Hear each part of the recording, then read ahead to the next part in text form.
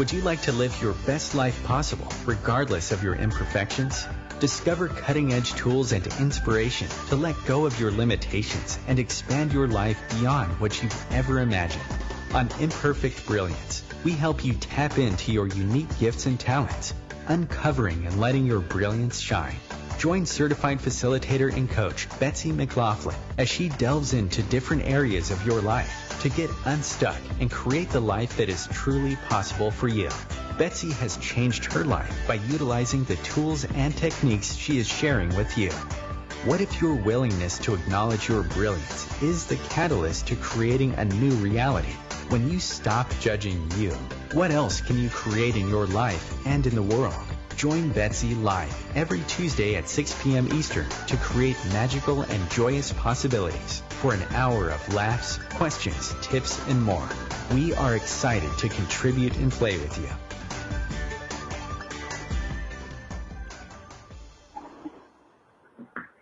Hi, everybody. Welcome to Imperfect Brilliant. My name is Betsy McLaughlin, and I am your host on this radio show, OMTimes Radio. And today's show, I love this topic. And if you guys listen to me at all, you know that I love talking about children and the joy of children. And today's topic is actually being an empowered child. And, you know, so we're going to be talking all about how do you empower children and contribute to their joy in the world. And to me, there's nothing as genuine as the joy and the laughter of a child, and that ease and the fun and the enthusiasm that kids have for life and living. Oh, just so amazing. And it always, as soon as I even think about it, I go to this happy space. And so what if we could empower our kids, you know, whether they're our own children or children in our lives, what if we can empower them to have that, to be that, no matter what they are around in the world? And there's a lot of negativity and a lot of people who are, you know, who are wrong or feel like they've got to fit into certain molds. So that's kind of going to be our topic today. And my guest today is Siris, and you're going to have to tell me how to pronounce your last name so I don't totally mutilate it. So I'm going to stop talking for a minute so you can tell us how you say your last name. It's Rivas-Verdejo. Thank you. I was like, okay. Rivas-Verdejo. Rivas-Verdejo. Oh, that's pretty good. And we're going to... Yeah, you did well. Thank you. We're going to discuss, you know, like, you've got a lot of really cool background in pediatric services as a speech-language pathologist and a feeding therapist, learning behavioral specialist, and you've, you know, worked a lot with children and individuals as well as families. And I met Siris through Access Consciousness. She is also a certified facilitator, and that's how I met her. And I'm really curious as to what you know from your background with language and your different modalities and your, you know, as a speech pathologist and everything, and how you incorporate everything you know to contribute to the children that you work with. So welcome to the show, and thank you so much for being with us today. Thanks for having me. Yeah, I love talking about kids too, and I love talking about any tools that will work to empower them to be more joyful, to have what's true for them.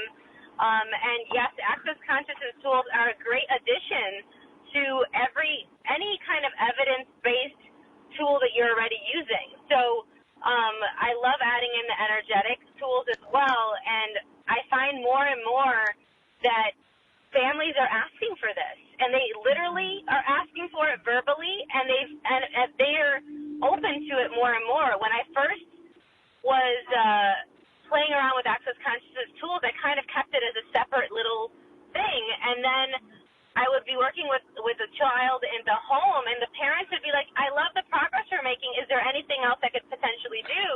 And if my awareness said that they would be open to something kind of... So true. So true. So tell us a little bit about what you do. Gosh, so many things. So I see children online for speech and language and learning behavior services. I have licensures in Colorado, Illinois, and Georgia so far. Kind of curious as well. And you've got the technology where you can actually do that in a school environment, and you don't have to physically be in front of them, which is just an amazing thing that so many schools are now doing that. I mean, they basically had to. As soon as telepractice started showing up in many different disciplines, from social work and counseling to speech and language, even some occupational therapists are doing telepractice now. It's really taken off because there are so many places that were having these services that they were asking for and looking for, and there was nobody to provide them. Wow. I remember when I was working in the Chicago public schools, huge school district, lots of providers, and there would still every year be about 15 to 17 schools that were getting no services at all. Wow. So tell us a little bit about like what you're kind of seeing. Do you do all ages of children? Yes. So from birth, I used to do early intervention, which is birth to 3 years old, which is a special certification, all the way through death. And a lot of times when you're working, the younger the child, the more you're working with the parents, because you want to empower the parents and whoever is the caregiver or guardian to know how to use these tools throughout the whole day, throughout the week. They're going to spend a lot more time with their parents, their caregivers, their teachers than with you. So instead of just doing, half an hour with you once a week, it's going to be a lot more efficacious if you actually empower the people who are with them all the time to have these tools. And on top of that, they're going to be the people that are with them their entire lives. So you start planting the seeds early, and then they can start advocating for their child throughout their whole life. They know what questions to ask. They know what things to be aware of, questions to ask for themselves and their own awareness, but also on behalf of their child and whoever is going to be interacting with their child. It's such an important point, and I'm so glad you brought that into the conversation, where it is really the entire family. So you may get an initial contact because somebody has decided somebody requires, special services or something like that. But I was caring for my mother's puppy while she was in the hospital, and the puppy was not trained yet. And so I reached out to, some trainers, and they said, well, it's not just puppy training, it's also training the people in the house. And, so it's kind of the same thing. It's not just, the puppy is still not completely housebroken. It's like, all right, what are you guys doing? And so I love that, it's definitely the same thing. It's like looking at the entire picture, and then what is everybody's roles, and what can they be asking, and what could they be choosing and changing. Besides where the initial contact that you may have, been made for what somebody has decided a problem is that requires your specialty. Yeah, absolutely. The other part, too, is that even if someone's talking with me and they have an older student, an older child, be it, I had someone who was calling me and their child is 16. But they wanted a consult because they wanted guidance for what to do in these special education meetings called IEP meetings, which are individualized education plan meetings. Because a lot of times these parents are being bombarded by jargon, by points of views from 8 different professionals. It's just a lot of information, and there's not necessarily somebody to mediate for them or to advocate for them as a parent and their child. They're kind of just trying to get things done and go to the next meeting. So the parents will call me to say, what kind of questions should I ask? I guide them through through and orient them as to what they can look at and what questions they can ask and be aware of before they get in the meeting, so they feel more like confident to speak what's true for them and their child, because sometimes these parents, they get railroaded in these meetings. And it's not always because the professionals mean to railroad them. They just don't have a lot of time. They're go, go, go. I was there. I was in these meetings where I'd go one meeting after the other all day, and you're just trying to knock it out so that you get to the end of the school year and you have all the meetings completed that you have to complete. But no matter where the child is in their lifespan, there are still tools that can help the parent and the child know what's true for each individual in the family and the family as a whole. And that's one of the things that when I was in Chicago Public Schools that got me to move more toward early intervention, is because when you're working in the schools, you don't have that same engagement and interaction with the parents. And I knew that if I got to the parents and I got to the caregivers, it would be a lot more effective. And so I was like, let me go to early intervention, because with early intervention, I'm seeing the kids at home or in their daycares, and I'm interacting with adults who are with them all the time. So instead of doing, let's say, 48 hours in a year, if I'm seeing them once a week, it's 52,000 hours plus in a year of language enrichment, of empowering tools, of the child actually having someone stimulating them in this way and encouraging them. So I always tell the parents, I have some special training. Sure, I have these ideas, but you're way more powerful and you're way more important in the role of your child than me. So let's work together so that you feel like you got this. And when I leave, you still know you can keep the show running. You can keep the wheels turning so that you can make progress faster. Oh, my gosh. And that is one of the things that I just love about, like, empowering empowering everybody to know that they actually have the questions, they have the tools, and you might be guiding them. And, it's like they know way more than, a lot of times they even realize they know.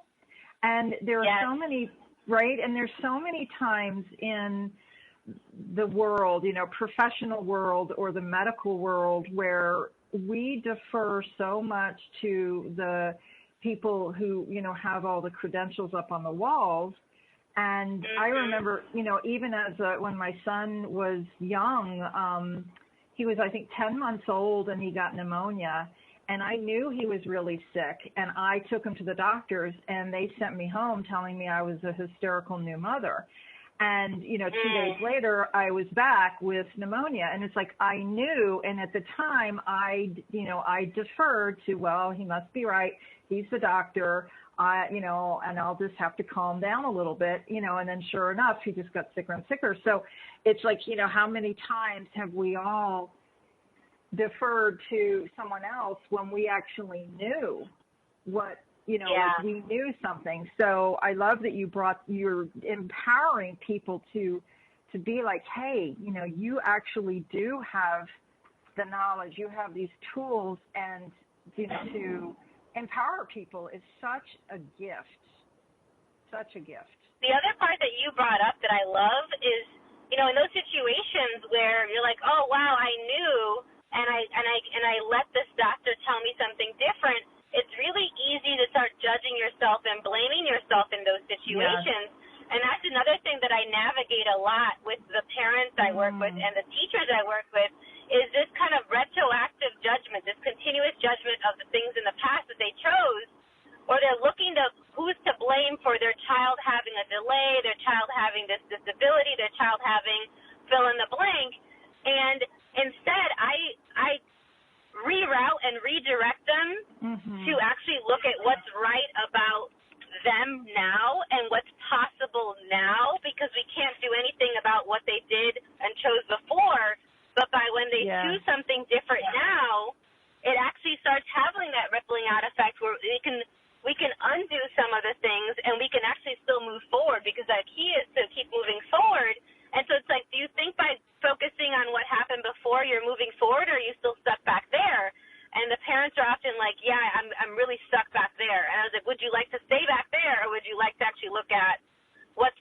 possible for you and your child and your family now? And just those simple questions like that in practice, you're going to need reminders because we're pretty entrained as a society to judge ourselves and judge parenting and think that there's a certain way to do it and all of that.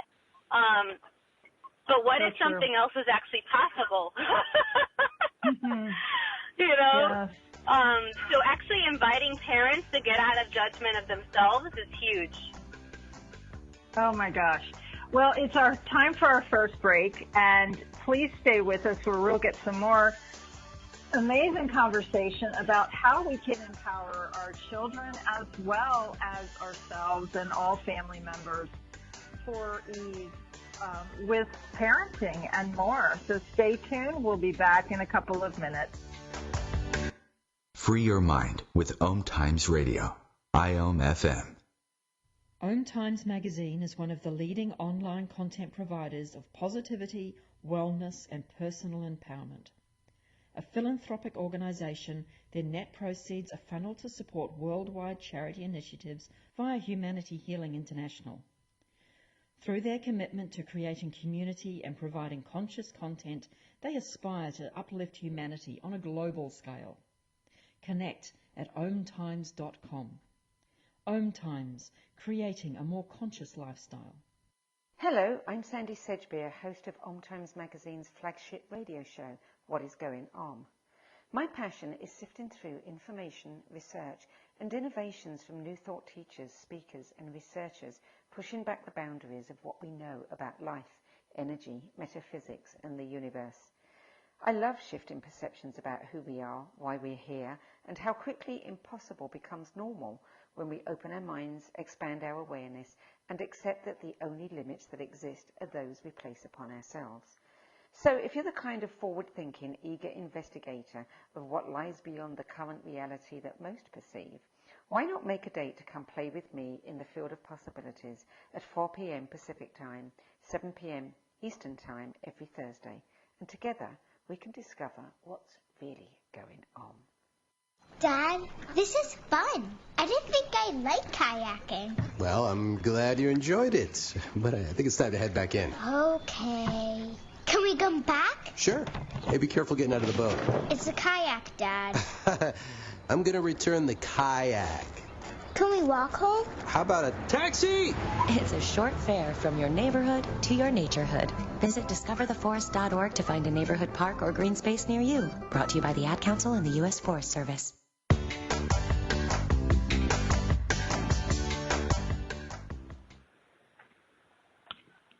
Hi, guys. Thank you so much for listening to Imperfect Brilliance. I am Betsy McLaughlin, having such an amazing conversation today with Siris Rivas-Verdejo. How'd I do with your pronunciation? Perfect. You do not need speech therapy.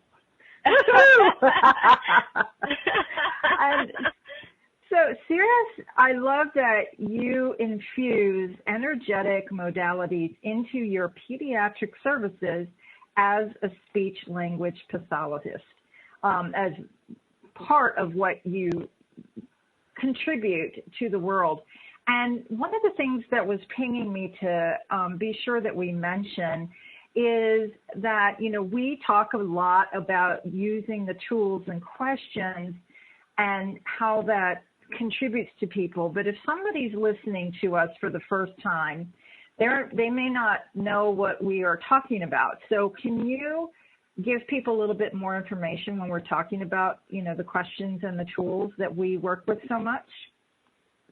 Yeah. So first off, I give parents practice and start guiding them to ask questions for awareness and not for, I have this one answer, or the doctor told me this one idea, this other therapist here gave me this one strategy I can use. It's to continually be like, what else? What else? What else is here? What else am I aware of? What else is my child aware of? And keeping that door open to more awareness instead of being like, okay, this is one fix. I'm done. We're good, right? And that's really beneficial, not just for interventions, but for life. And so we're giving the parents tools that they already are probably using, but for them to acknowledge that they're using. and doing, and then for them to start consciously using them and then giving them and modeling it for their child can start using tools like asking a question to themselves silently or out loud for awareness. And so some of the questions that I really love asking that are really easy to introduce for at whatever age is out loud as a parent, to myself, as an educator, as a therapist. Hey, what else is possible here? What am I aware of? What do I know is going to work? What is actually true for me and my family? What's actually true for my child? What's going to work for my child? It really invites us to know what we know, like you mentioned earlier, Betsy, and it also invites us, when you're asking these questions, especially when you're asking with no point of view, when you're not really seeking that right or wrong answer, that good or bad result, that good or bad intervention or strategy, and you're just like, let's just see. Some really out-of-the-box kind of wacky stuff can show up. Like one time I asked, this kiddo is tantruming right now. All the things that we would usually do to calm them down and soothe isn't working. What else is possible here? I got to start changing my voice and do different voices. And all of a sudden I was like making my voice really high pitched like this. Oh my goodness. Like, and we're going to play with the yellow truck now. And then all of a sudden getting really deep down. And okay, we're going to go over here and we're going to bang the truck up and down. And the kid was just, his eyes opened up really big and he stopped screaming and he stopped kicking and he was just like, this crazy lady here, what is going on? And then as soon as he wasn't in that rage crazy space, I was actually had an opening to shift and do something else and actually invite him to have some other choice and options as to what we could play with. But until I got him calmer and until I asked the question for awareness and was willing to receive whatever popped into my head, I wasn't going to know exactly what else I could do because I used every other tool and strategy that I had thought of up until then. And none of it was working. And how many times is that the case for us with kids where it's like, nothing I'm doing is working? Yeah. You know, children can challenge you to be creative sometimes. And, you know, I know that for me, you know, I'm definitely the most joy-filled me when I allow myself to be creative. And I remember my son had a phase going in his life where he was afraid of the dark and he didn't want, you know, like when it's time to go to bed, and he thought there were things under his bed. And so he thought he was calling them monsters. And I got some spray. Oh, you know, the stuff like that you can use just to make things smell good. And I got some of that and I made a little wrapper and I called it and I drew, you know, like, and I had him draw monsters on it and we wrapped it around the spray and we sprayed the room every night. And that, like, you know, so that's the willingness to just be creative and think completely outside the box. And, you know, where that inspiration came from, you know, it just showed up and it was like, oh, and he would, Mommy, can you get the monster spray? And we would just, and then it became like this game. And then he was able to sleep and I could turn the lights off. And, you know, it was, and I think back on that now and I'm like, oh my gosh, that was actually quite a moment of brilliance on my part. Oh, absolutely. You know, to have a screaming child who wouldn't go to bed and who refused to turn the lights off and all these things. And it was that willingness to do something different because the normal things weren't working. We had looked under the bed. We had, you know, like all these other things. And so I love that, you know, you're that space too of, hey, what else is possible? What could we do here that might really, and you would think like doing a different voice for a child who's having a tantrum, that's really going to work. And it, you know, and it did. So how cool is that? And that's that particular child on that day in that moment. On a different day, that might not be what works. And so that's what the whole difference about it's not like a one-time fixed answer. It's like really continuing to be in the question and asking for awareness as to what's going to work in any given moment with any given situation or person. What I loved about your example with the spray, which I'm going to have to remember that one. That's brilliant. I love it. Thank you. Is that you were willing to actually look at his perspective. Yeah. Like actually see the world and the situation from his eyes. That's one of the other things I ask parents and educators to do. It's like, okay, well, what's his take on this? How does this situation, this place, this scenario look like through his eyes? A lot of us, when we were kids, we had certain agendas and itineraries and schedules and curriculums impelled upon us. And not many of us were raised and were educated by people who are actually looking at our perspective. And so then we start mimicking that. And I'm not saying it's wrong. It's just we're doing the best we can, right? This is what we were taught. This is how we were raised. This is what we've seen and considered. And so if some of the people listening to this might already be doing this. And if you are, please acknowledge how cool it is that you're able to go and look and consider at someone else's perspective and maybe choose to do that even more consciously. Like, I'm going to consciously see, hey, what is this person's point of view about this? Like, I had a kiddo where they were going up to a house because their parent were looking for a new house to buy. And so it was him and his brother, and they were looking at houses with the mom, like house hunting, the open house shows. And before they even got to the door, he's screaming at the door. He will not get in the house. Wow. And the mom, thank goodness, is one of my good friends, asked a question of her awareness. She was like, what's really here? What's he aware of? And she was like, this is not a house for us. This is not a house for our family. Got it. We don't even need to see it. Let's not even force ourselves to go through the motions. And as soon as she acknowledged, you got it, this is not for us, he calmed down. They got in the car. They went to the next place. But she was willing to see it from his perspective and actually acknowledge what's right about his behavior. What is his behavior telling us? Instead of being like, nope, you got to suck it up, kid. You got to go here. We're going to do this. And sometimes there is those moments where they just got to do it. But in that situation, it was that he was trying to communicate something that he had no words for. Yeah.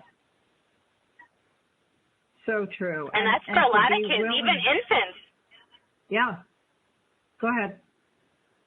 And even infants, they don't have the words yet, a lot of us, but they're constantly communicating different things to us energetically and non-verbally. And if we ask the questions, we can actually have the awareness as to what they require. Well, that's so true. And energy is our first language. And I had a wonderful conversation with Danielle Carter a few months ago, and you guys can find it in the archives. And it's all about the energy of the language of energy, and how that is our first language. And that's a perfect example. Before a child can say its first word, what the child is communicating. If you're willing to tap into that energy, it's really that willingness to communicate the way they communicate and not necessarily the way that we communicate. And I'm sure that's a lot of what you teach people and talk about in your practice. Yeah, especially because with speech and language, if they come to me for feeding or learning behavior, it's not necessarily as a parent, but when I'm going in and they're like, hey, make my kid talk. And I'm like, hi, let's see what you already know about what your kid's communicating to you first. Let's start there. What do you already know that he's saying? How often are you already anticipating his needs or her needs, and you're not acknowledging that? And they're like, oh, oh, yeah. Because they're stuck in the wrongness of them as a parent. My kid isn't talking. I must be doing something wrong. I must not know something about the parent. I said, well, let's flip it. What do you know? It's like, oh, I know when they need a diaper changed. I know when they're hungry. I know when they're tired. I know when they need it. They don't like somebody. I know when they like somebody. Like all these different things, and they're not using their words, but you know, right? And they're like, oh, wow, I do.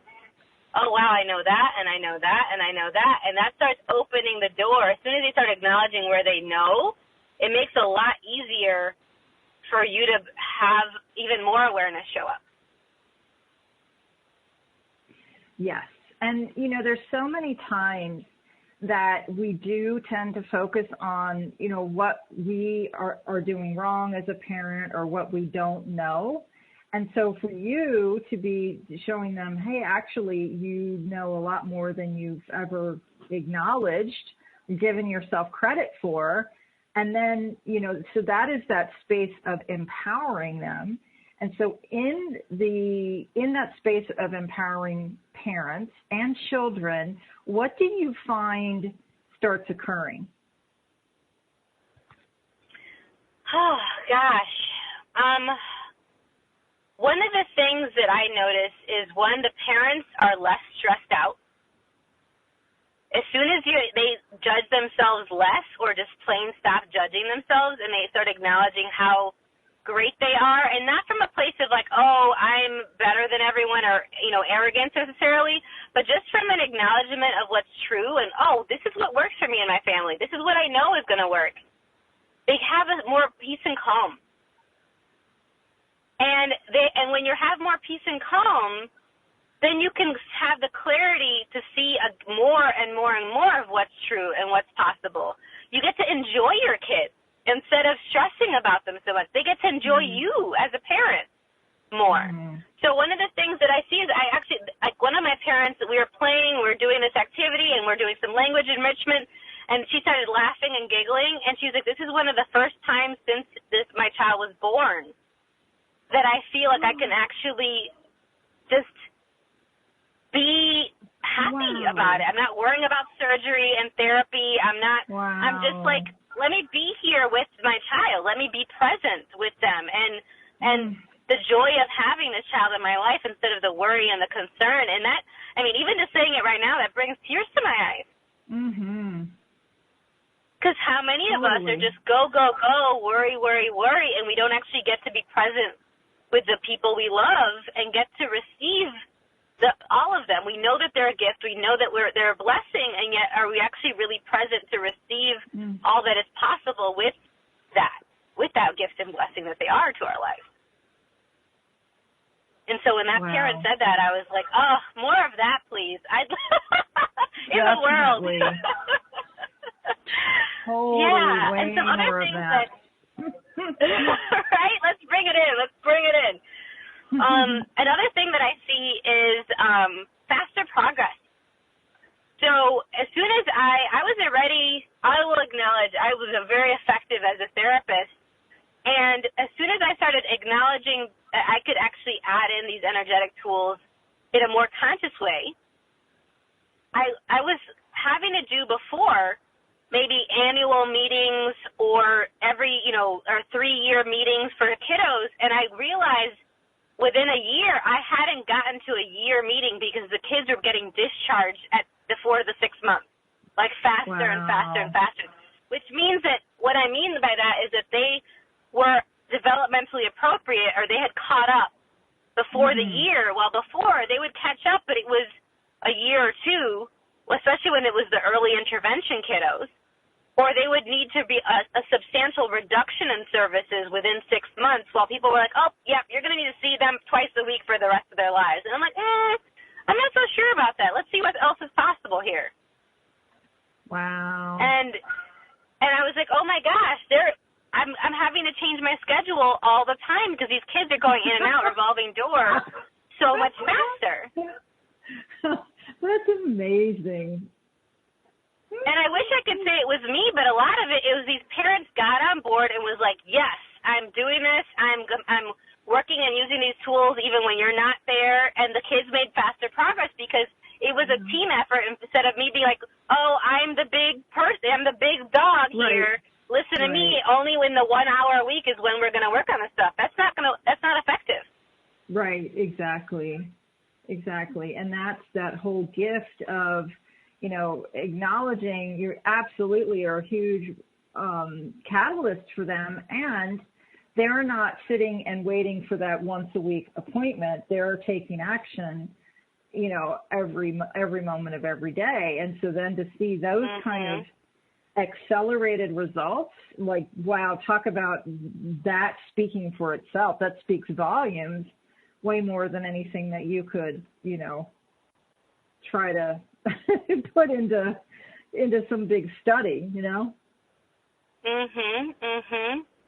And the other part, too, with that is, you know, for a lot of parents, they work a lot and they're really busy, so there's strategies and questions for that as well. Awesome. Well, stay tuned for those strategies and questions, and thank you so much, you guys, for listening. We'll be back.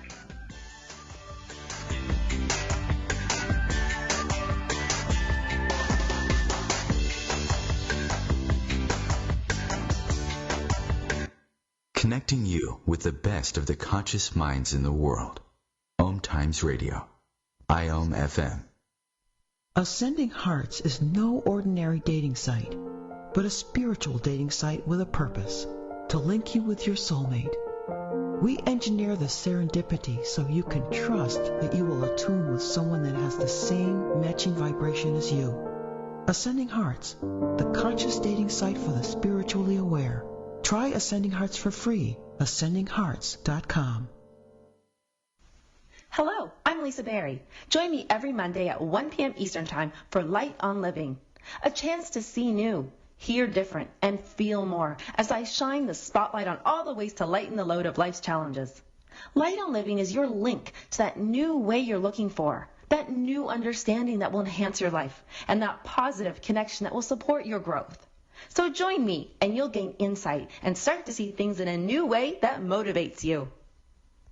I adopted Bento in 2010 from a shelter. This cat makes me make art. He's always motivating me to draw pictures of him. He just is motivating artistically. He's my best friend, but a lot of people know him as Keyboard Cat.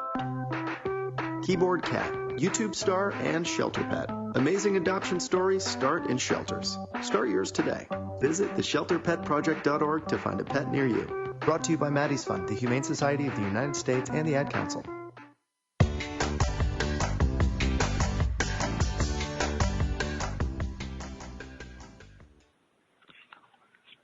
Hi, you guys. Thank you so much for tuning into Imperfect Brilliance. I'm so grateful for you, and thank you so much for your messages, your emails, your comments, your questions that you guys are always welcome to send us. And you're, of course, always welcome to call in during a show as well and ask any questions that you might have.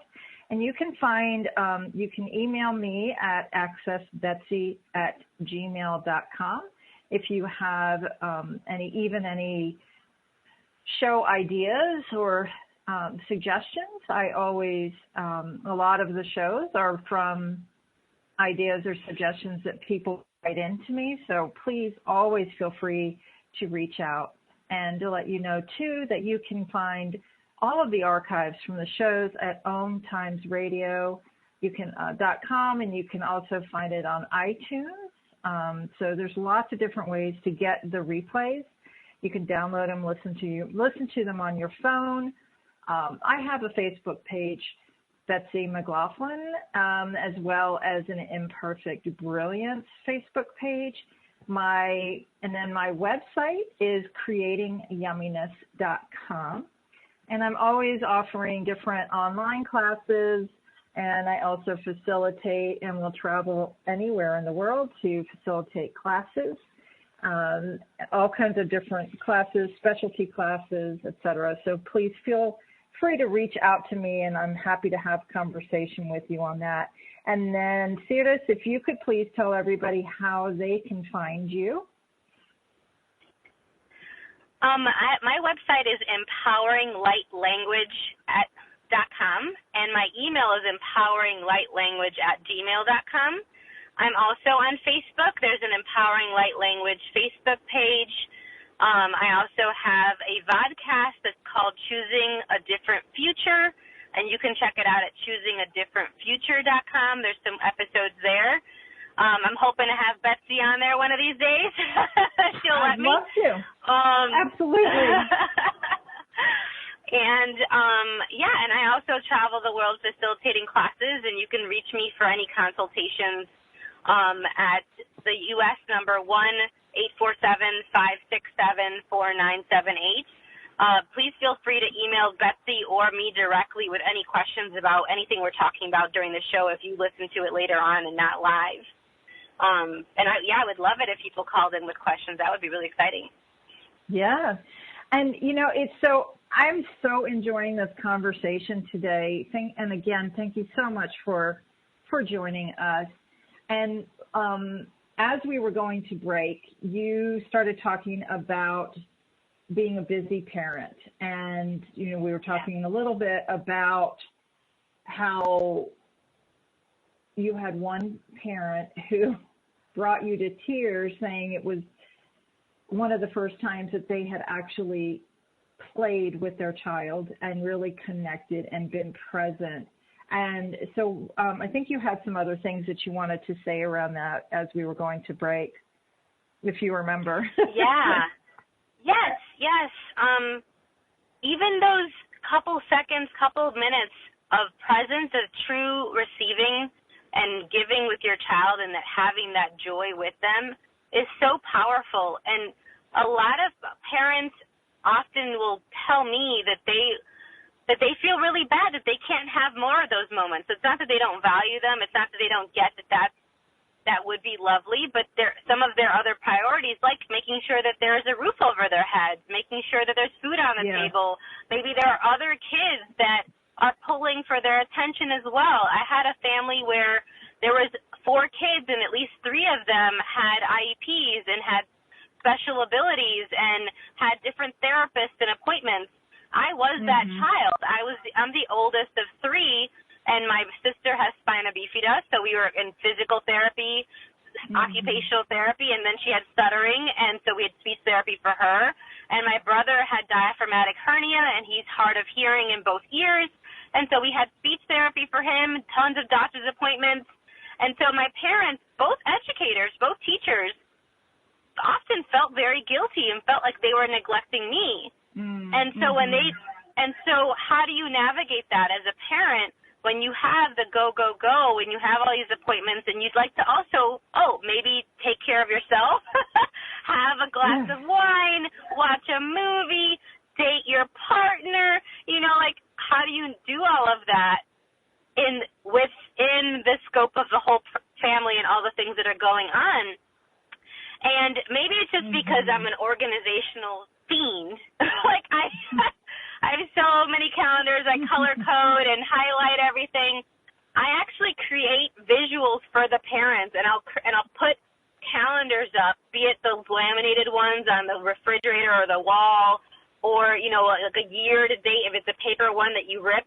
Whatever is going to work with the family. Some of the parents are very technologically savvy, and so they love their Google calendars or their phone calendars, whatever works. But it's like, actually, let's put it in. If you have all these doctor's appointments and therapy appointments, if you have work and things like that, I know you know how to go to an appointment. So what if you set an appointment for family time? Or what if you set an appointment for each child? So each of them could have their 5 to 15 minutes depending on what's available. Is each family and each parent, if it's a single parent, if it's 2 parents, 5 parents, whatever it is in the house, there's different availability, and each month might be different life circumstances. So they put it in and set those little alarms on your phone. And it could be a conversation, a video chat from work during a break. I've had parents do that where they're at work and they do a video chat with their kids, but it's only one, and that's their special time. And then the next night, it's a video chat with another one. Or when they're at home, it's like, what's the special activity? Yeah, because sometimes it's not just home time. Like, they're literally driving to and from work. That's their life. And they barely are seeing their kids. It might be the nanny or the babysitter or the daycare provider that's seeing their kids more. That's okay. you're doing what you got to do to meet the needs of your kids. Instead of making yourself wrong, it's like, what is actually going to work? And those little bits, those little gems, the kids don't have any sense of time. They don't say, oh, I need to have 30 minutes, an hour. They love that 5 minutes. When you're totally present with them for 5 minutes, it feels like an eternity for them. They're like, oh, my God, I got to talk to Mom for 5 minutes. Ah! Oh, my goodness. So we as adults, we'll put the time on it, and we make the time significant. But the kids, they're like, oh, yay, thank you, Mommy. Okay, I'll talk to you later. Bye. You know, they love it. It doesn't have to be this whole prolonged time. Yeah. Yeah. And you don't have to wait for when you have this long period of time. 5 minutes here, 15 minutes there. And then when you do have a space where maybe you can take a day off from work, cool, you can schedule it in then. You can do that, like, you know, going to the zoo, going to the park, whatever. But I have parents, maybe because I was working with a lot of at-risk and underprivileged and poor neighborhoods or rural places, where the parents had 2-3 jobs. There wasn't vacations. There wasn't family vacations. They were having a hard time making sure there was milk in the fridge, you know. So there was a lot of guilt. Okay, I know I need to do this, but I want to be with my kids too. In the day that we live in, with the phones that we have, we can do that. Step out with your smoke break, your fresh air break at work. You're go in a little corner, have a quick chat, and then you can go back to work. And also, I find that when the parents have implemented these little breaks, it's a break for them too. Yes. From the judgment, but also, as you mentioned earlier, you get to have the joy of your kids, so it lights you up. It almost gives you another second wind, an espresso shot to your day, and you're like, all right, yeah, I can do this. And what I love, what I love, thank you so much, you know, and there's really some pragmatic suggestions that have been in this conversation today, and something that anybody listening could take, you know, and even if you don't have children, like, you know, who could you take 5 minutes and really be completely present with in your life? You know, like, because we live in such a busy time, and many of us have a lot of different, you know, even more than one job or a lot of different responsibilities. And we tend to function from do, go, you know, and with the advent of the amazingness of the technology, it can also, you know, where we are really connected to our phones pretty much from the time we wake up till the time we go to sleep. You know, what if we, you know, put our phone down and we were actually, you know, at the dinner, you know, like whether you're at a dinner table or you're at, you know, going for a walk or something where you're disconnecting from that and being completely present with the people in your life, you know, and even if it's just for, like you said, yeah, maybe you've got this big job deadline of something, but could you take 5 minutes or 10 minutes in your day and connect with somebody that might not be feeling so connected with you right now? And I think that's such a great reminder for all of us. I use it for me.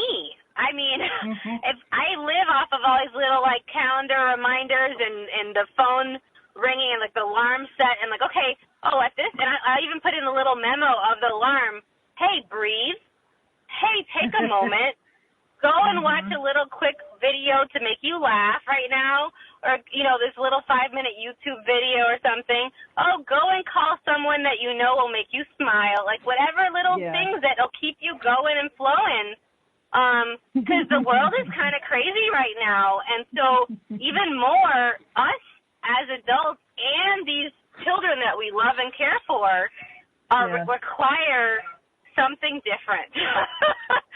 Which, you know, could be choosing happy. And it's so true. And choosing happy. And, you know, we do have a few minutes left. So let's dive into that a little bit of choosing happy and choosing joy. And what do you counsel people with around that? Well, first I asked them when was the last time they felt really happy or what brings you joy. A lot of people don't know what makes them happy or brings them joy. I had a moment, I was just talking to a friend about this, where I was driving around Puerto Rico, where I was born, and I was going in between different radio spots that I was doing to promote some classes there. And the person that was driving me around, I just turned to him, not really thinking about it. I was like, "Hey, so what's fun for you? What lights you up? What brings you joy?" I did not realize this was going to rock this man's world so much. For him, everything that he kept listing related to helping someone, fixing a situation, doing something for someone else. And I was like, well, if there was no one around and there was no one to help or fix or save, what would bring you joy? And he could not think of anything.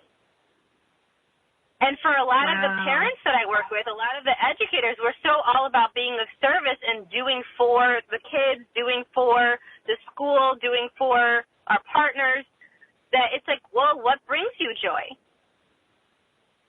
And what if you start with that and then add your kids to it instead of it being about doing it for the kids or not even including you in the equation of your family?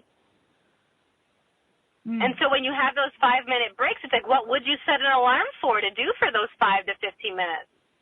For me, it would be going for a walk in the forest or by water, going swimming, maybe doing some yoga, reading a book that's enjoyable, watching one of those funny YouTube videos. I can think about 100 different things. It wasn't always the case for me to be able to think of 100. At my lowest point, I could maybe think of maybe one.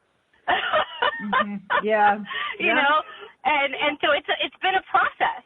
But it started from me being like prioritizing joy in my life and be like, no, I'm going to choose happy. So what actually makes me happy? And then adding on more, and then choosing that more and more, the things that make me happy, and then the people who are actually going to encourage that and support that instead of the people that kind of distract me from that. Yeah. And, I find for sure when I'm happy and I'm choosing that space, it really attracts more of the same.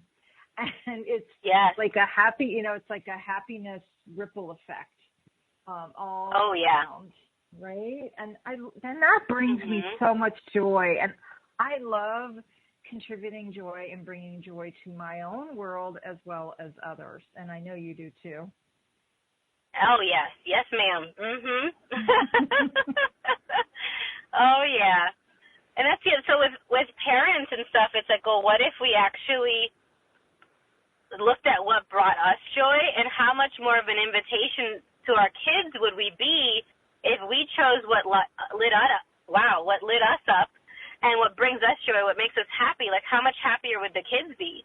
I can't tell you how many kids I know when they see their parents crying and stressed and upset, even when the parents aren't actually like tears coming down their face, but they're just like, they can sense it. They know when we're sad, when we're worried, when we're anxious. They want us to be happy.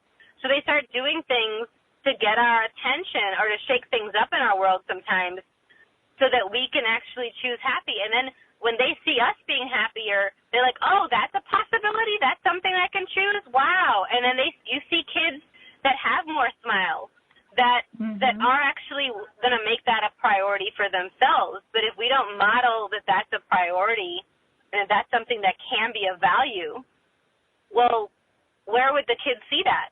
Out in the world? I'm not so sure. It starts with us and the family. Oh my gosh, that is so true. It really does start with us. And what example can we be? And choosing happiness, choosing joy, choosing ease, and how that really does impact every area of your life is truly amazing. And I have spoken on many times on my show about where I used to be very, very, very depressed and sad and angry and bitter, and that just gets worse and worse and worse over time. And to now be in a place where I'm choosing joy, I'm choosing happy, and I no longer function from that space. What a difference. What a difference in life. So I can't believe it's already time, the end of the show. Thank you so much for being with us today. I'm so grateful for the conversation, and I hope you'll come back sometime. Thank you. I would would love it. Anytime. Just let me know. Awesome. Thank you so much. You guys feel free to reach out if you have any more questions for wonderful Siris.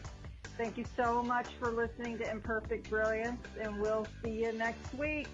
Have a great week, everybody. Thanks again, Siris. Thanks, everyone. Bye.